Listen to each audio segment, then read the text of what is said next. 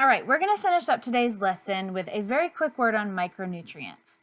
What I'm not going to do is go through each of these vitamins and minerals and tell you what they do and where you can find them, because really that's beyond the scope of the class, and you'll get a little bit of that in your healthy eating project. But I do want us to start thinking about our food as much more than just a source of calories. Your nutrients matter, whether that's your macronutrients or your micronutrients. We need to think about these things because this is what allows our body to function well. Let me give you a quick example.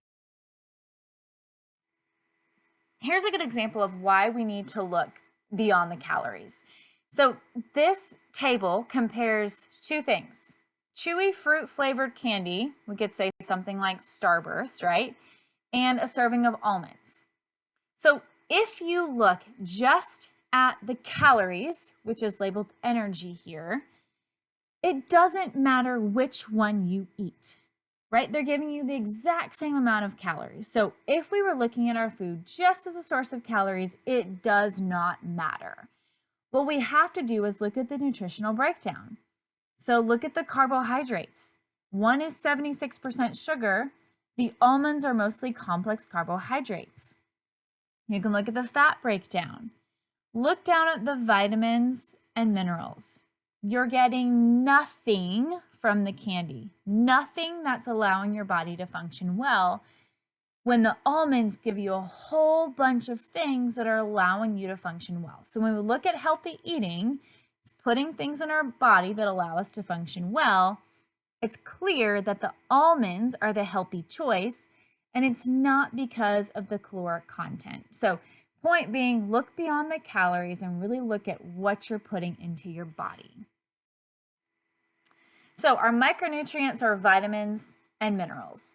And again, we're just going to skim the surface. So the big difference is that vitamins are organic. They're made by plants, they're made by animals, whereas minerals are actually inorganic. They come from the soil and the water, they're absorbed by plants or eaten by animals. It's actually a little bit easier to get minerals in our diet. That's because vitamins are very fragile. So vitamins break down when we cook them or when they're exposed to the air. So again, a little easier to get minerals, maybe a little bit more tricky to get vitamins into our diet.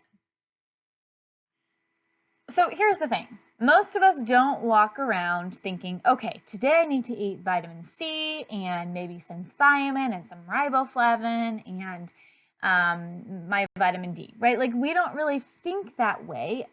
A good way to think about this is just eating foods that you know are going to give you vitamins and minerals. And how we do that is to eat off what we call the color wheel of food. So we could say that our most nutritious food is colorful naturally, right? We're not talking about Skittles, we're not talking about Starburst, we're talking about naturally colorful food, fruits, vegetables, whole grains, lean meats, okay? The recommendation is 5 to 9 servings of fruits and vegetables a day.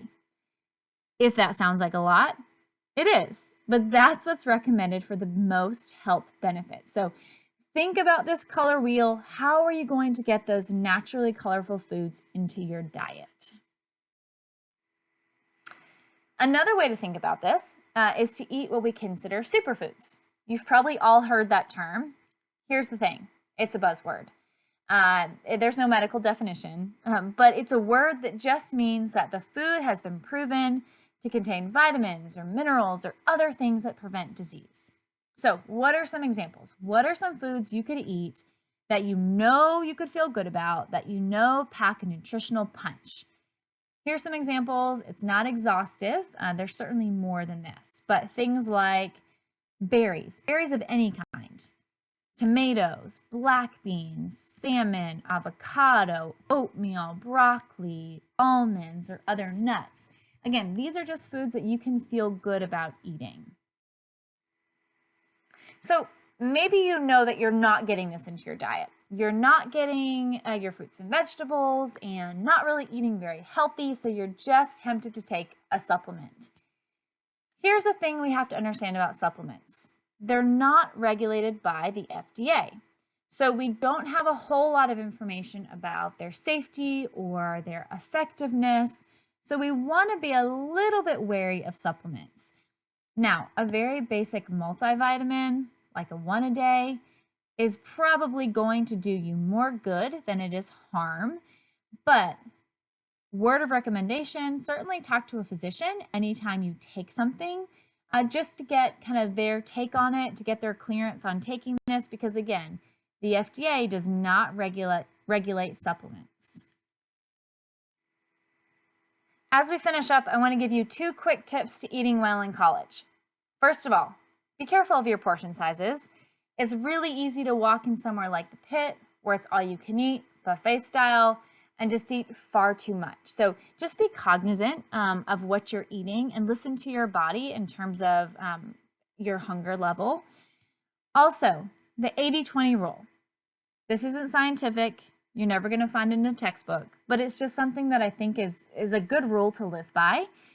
80% of the time, choose the thing that you know is so healthy, right? Choose the perfect thing to eat. 20% of the time, if you really love ice cream or you really love Oreos or Cheetos, eat it, right? Everything in moderation, even when it comes to food. Let me end with a couple resources. Our campus nutritionist is Brooke Orr. She actually schedules through Student Health. So when you are all back on campus, if you want to meet with a nutritionist, you can call Student Health. You can schedule with her. She's a wonderful resource. She is happy to kind of walk you through what they have at the dining halls and help you set up a nutrition plan that works for you. Also, deacondining.com is a really great website. It actually gives you nutritional information for everything on campus. So if you want to know what's being served at the Pit today and what the nutrition information is, go on deacondining.com. It has wonderful information.